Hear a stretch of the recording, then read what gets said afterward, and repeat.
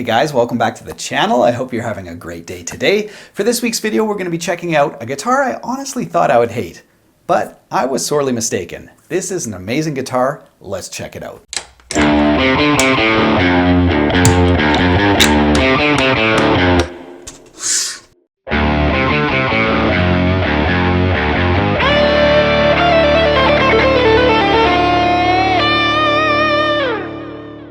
Now the guitar is not this Jazzmaster, but I had a similar experience. If you guys remember a few months ago, I talked about getting this Jazzmaster and playing one for the first time and finding a model that really fit with my playing style. So if I saw one on the wall, I would always walk past it to the Strats and the Tellys and the Les Pauls or whatever, and never really gave it a good chance. But when I did, I found out it's awesome, it's really fun to play, it's so well balanced, and it gives me tones that my other guitars don't.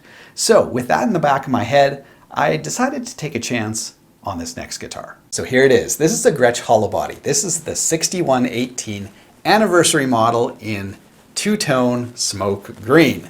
Now, I've never really been attracted to a guitar like this, and much like the Jazzmaster, I would just sort of walk by them on the wall to the Strats, Tellys, and Les Pauls, and you know, things that are more familiar to me.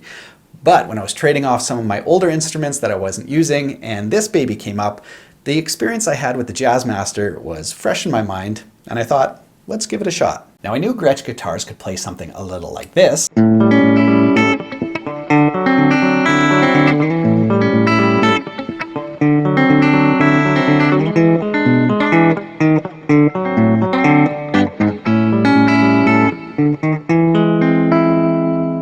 And it does an absolutely amazing job at that genre. But what about all the other styles I want to play?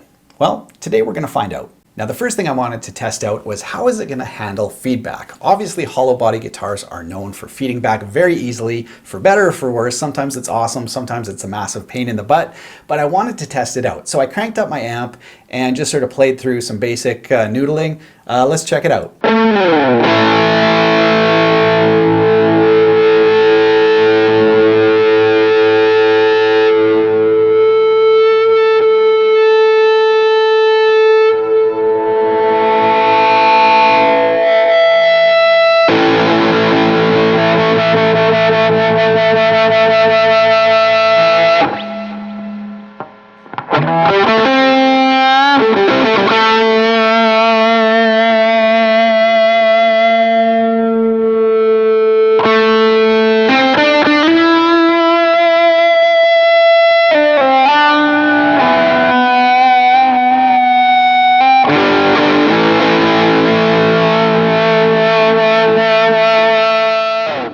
Now I've got to admit, that was a lot of fun. A slight shifting of the guitar would bring out new and interesting feedback frequencies, and of course you could just hit a note and it would sustain forever. As the main part of the note died out, the feedback would kind of take over and give it new life, so really a lot of fun. But I could see if your band played with high gain often, it might get annoying trying to control it, because this thing just wants to feedback, it wants to rock, and you know, in the confines of this studio, so much fun. Now this guitar is equipped with Gretsch's own Filtertron pickups, and I wanted to see if we could get sort of a warm Les Paul type tone out of the neck pickup.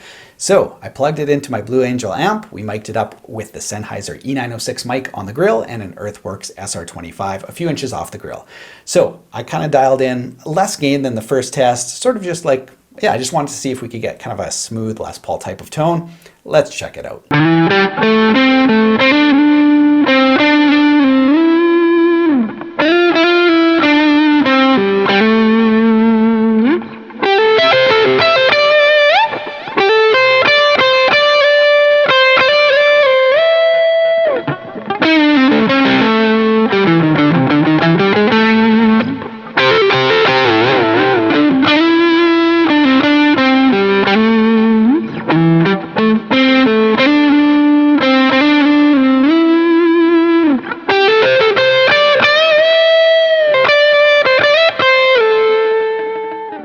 Now next up, I really wanted to test out a light breakup tone. This is a tone I use all the time, and so I wanted to see how, you know, the Gretsch Filtertron pickups would handle that. So we have a light breakup dialed in. I'm going to go through the neck pickup, the middle pickup, and the bridge pickup, sort of noodling around and playing something similar so that you guys can hear the differences between the pickup selectors. Let's check that out.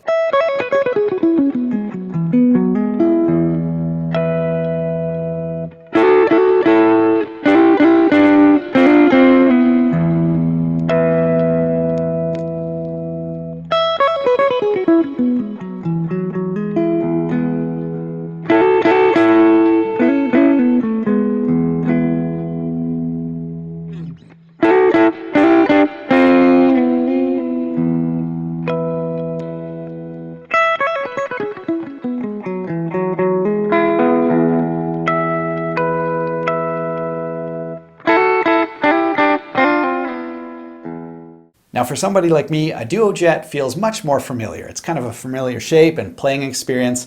The 6118 here or a 6120 is very foreign, but I'm happy to say it plays like an absolute dream. So it sort of feels like, you know, you might not be able to play a lot of different genres on this, but it plays so well and the fretwork is so good. It's Japanese made, so fit and finish is spectacular.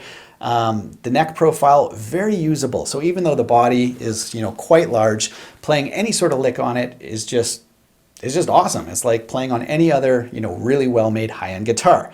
Now, in terms of the switching, the front toggle here is your pickups. So bridge pickup, both pickups, and neck. You saw it probably as I was playing that toggle moving. This one stayed in the middle. This is your tone toggle or mud switch.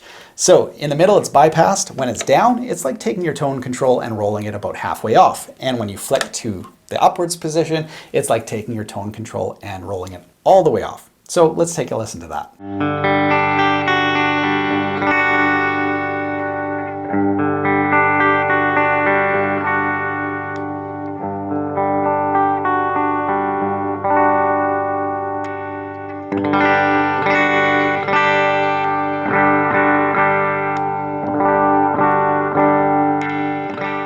Now, so far we've listened to a few sounds in the bridge position and in the neck position, but we haven't used too much in the middle position. So let's play something totally clean and familiar in the middle position. Let's check it out.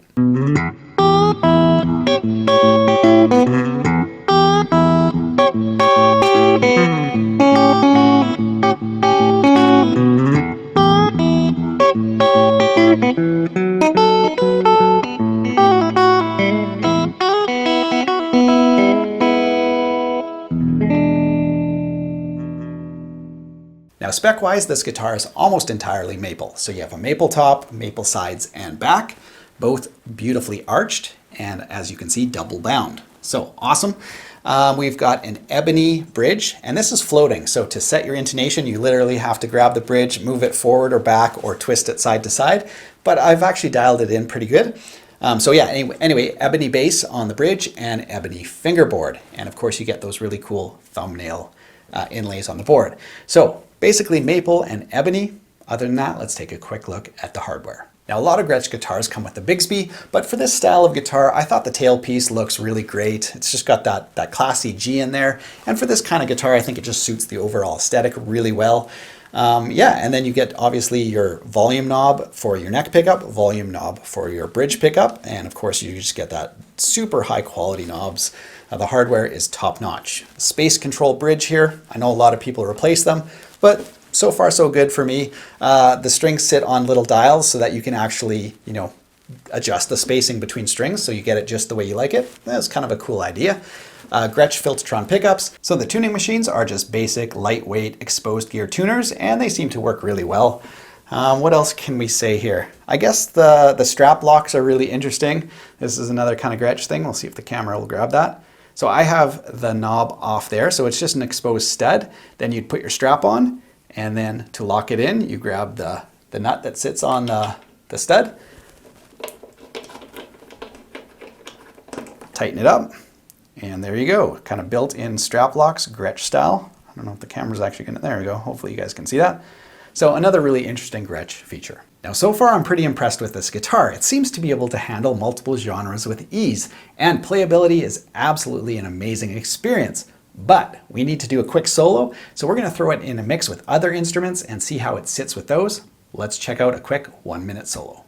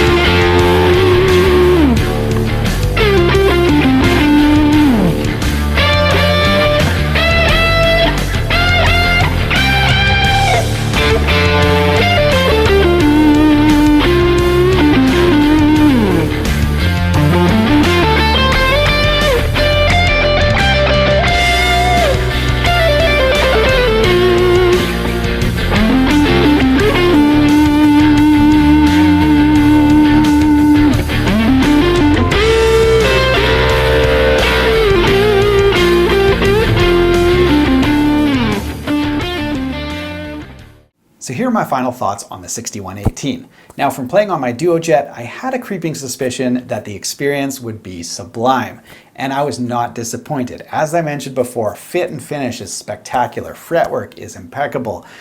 Playing on this guitar is fast. You sort of see that big body and you're like, well, it's going to be cumbersome, it's not going to be balanced, the playing experience is going to be awkward.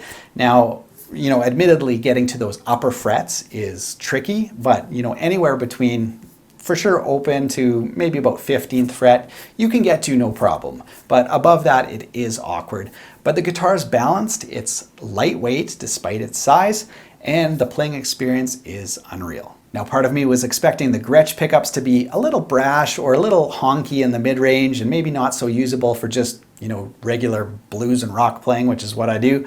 But I was pleasantly surprised. It was really usable tones across the spectrum, and the pickups, in the neck pickup was super warm. It was a nice, full but clear sound, and the bridge was cutting without being too bright. So the anniversary model gets a huge thumbs up from me. Really cool guitar. The anniversary model first came out in 1958, celebrating Gretsch's 75th anniversary.